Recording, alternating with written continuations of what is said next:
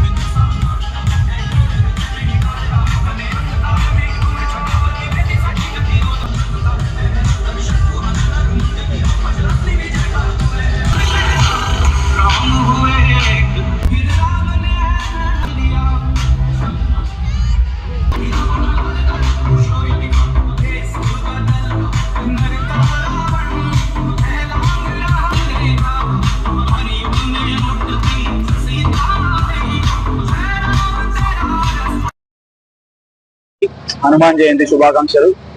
ఈరోజు రాష్ట్ర వ్యాప్తంగా కుల మతాలకు అతీతంగా జరుగుతున్నటువంటి హనుమాన్ జయంతి వేడుకల్లో పాల్గొంటున్న ప్రతి ఒక్కరికి ప్రత్యేకంగా ధన్యవాదాలు తెలియజేస్తున్నాను.